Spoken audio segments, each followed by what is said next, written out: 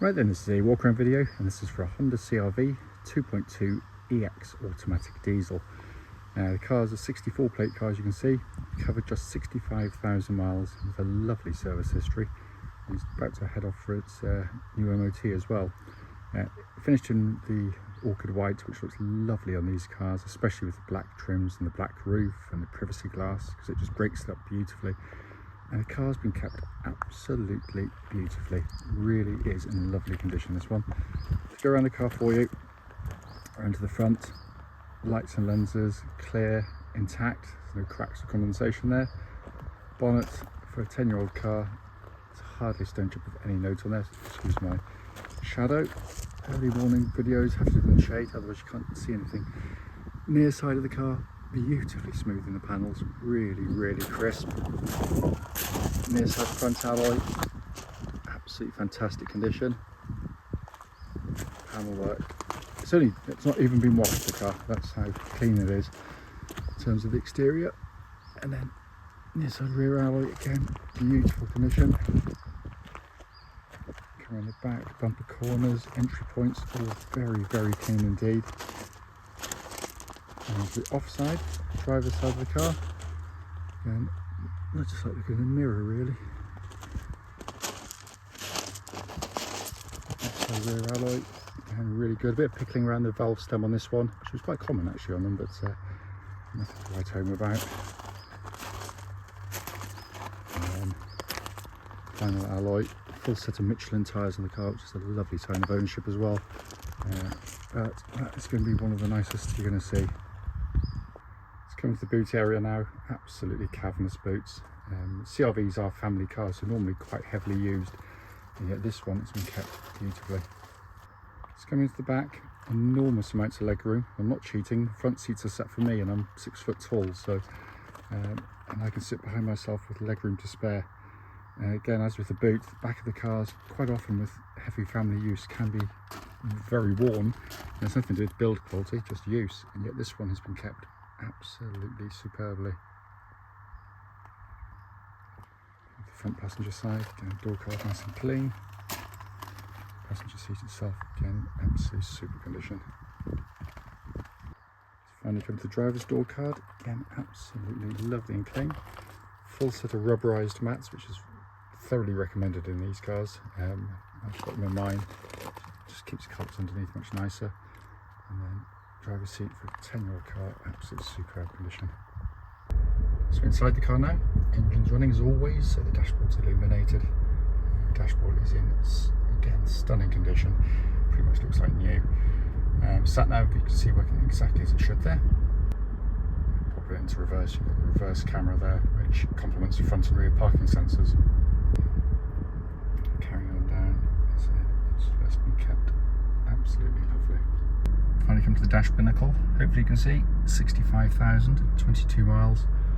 No warning lights on the dashboard at all whilst the engine's running. Finally, just to show you, owner's manual pack and lock and wheel nut key, all here and present with the car.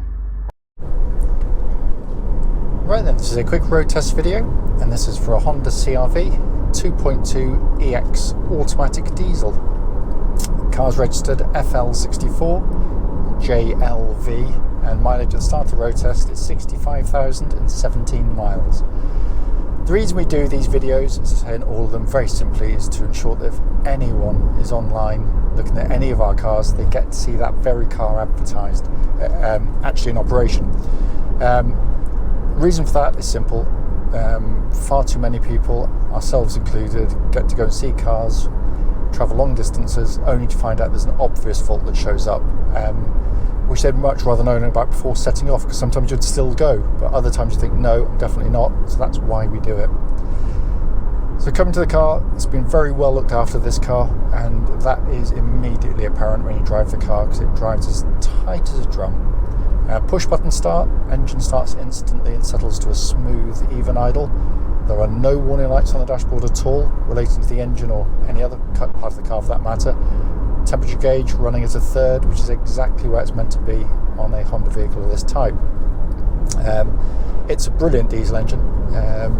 It's got all the trademark qualities you get from a Honda, with just good regular maintenance They go on for very big mileages. They're cam chain driven, so there's no cam belts to worry about at all. But more than that, it's just a lovely engine to use. On the move, it's very quiet when you're up and running, only noticeably a diesel at low revs. Even Honda can't engineer out the natural combustion of a diesel. But it's got plenty of grunt to it as well, really pulls well.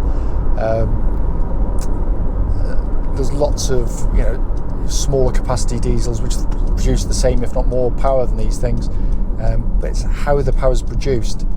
This has really good, strong power from low revs, but it's got a broad spread of power as well. Quite often you put your foot down in a modern turbo diesel and it flies away. That's great, but then it dies off very quickly. But this one just keeps pulling and pulling and pulling, and very smoothly as it does so as well. It goes through then into this automatic gearbox. Again, a typical Honda auto box. Very slick, smooth shifting, really nice box to use, and it's the perfect companion to the engine, because that's not always the case, especially with turbo diesels. Sometimes they just don't interact well, but these really do. I still rate this, and I've owned loads of them, we've got one at the moment, as the best turbo diesel Honda ever did.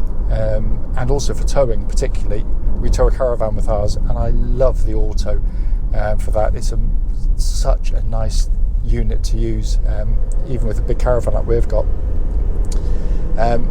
Worth pointing out, on the move again, there's the gear shifts are slick, they're smooth.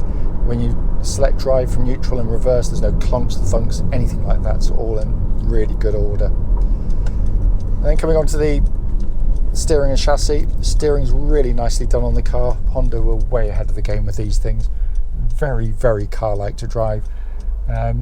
The modern trend, unfortunately, with electric power steering that this has got as well, is to give you kind of overlight, vague steering. But this is the opposite. It's really nicely weighted, it's crisp, it's precise, and it's accurate. Also tracks absolutely dead straight. There's no vibrations at this speed, or I'm at the legal limit now, nothing at all, completely rock steady there.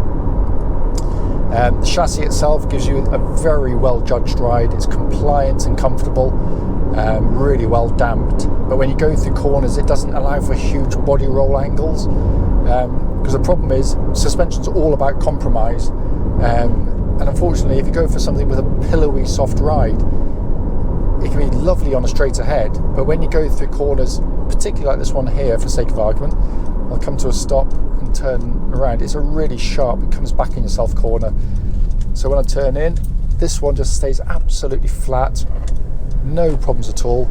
Getting something soft, they just almost fall over themselves going through the corner. This is brilliantly judged, and go through corners and it just holds station really, really well. And that's not to say it's sporty, because it isn't, it's far from it, but it drives beautifully. Also, absolutely no clonks, rattles from the suspension at all, and the brakes in the car are fantastic, really powerful, bite beautifully, no pulsing or vibrations coming back through the brake pedal. And then coming inside the car, it's literally just arrived, it's not been cleaned yet, it's going to be literally heading off in a second. Videos can never get across build quality, and these are beautifully put together cars. 10 years old, not a squeak or rattle from the interior, beautifully designed interiors in terms of kind of what they're designed for. So huge amounts of space, fantastic visibility all around, helped by these huge wing mirrors that help you with kind of lane changing and manoeuvring. A dash layout, even though it's very highly equipped for its age, it's actually a dashboard after a couple of days you've mastered it. It's really simple, one of the easiest sat navs you're ever going to use, and a really nice quality one as well. Dual zone climate control system, so you can have different temperatures side to side of the car to some degree, and that's pumping out absolutely ice cold air at the moment. As is always the case with Hondas, if you twist anything or press any buttons, you're met with a really high quality, beautifully damped, precision made sort of switch gear, really lovely to use. And then you've got this lovely crisp dash design in front, crystal clear, you get the information, you look away, not ridiculously overcomplicated like most modern cars unfortunately are. And then finally, the even though this is a four-wheel drive version of the CR-V, there is nothing to do because it does it completely automatically. So what Honda worked out many years ago is that most people driving this type of car would be doing what I'm doing right now, which doesn't necessitate the use of four-wheel drive in any way. Wave me through. So basically the car runs in two-wheel drive, front-wheel drive, pretty much the whole time, and that's the most efficient way to pull a car along. Should, however, it need to go into four-wheel drive, if you were, go through a bit of snow, mud or ice or whatever, it senses the front wheel starting to lose grip, and before you could ever react, it's selected the four-wheel drive seamlessly for you and disengages it as and when it no longer needs it. And it is brilliant in operation. The advantages of the system are patently obvious. You're going to get through your tyres less quickly, you're going to use less fuel, and it puts far less mechanical stress through the car. So much so that, as I say in every video with these, we've been selling these for nearly 30 years and sold thousands of them. And I cannot remember putting a spanner on the four-wheel drive system on one, so it is robust indeed. This car drives absolutely beautifully, cannot fault it in any way.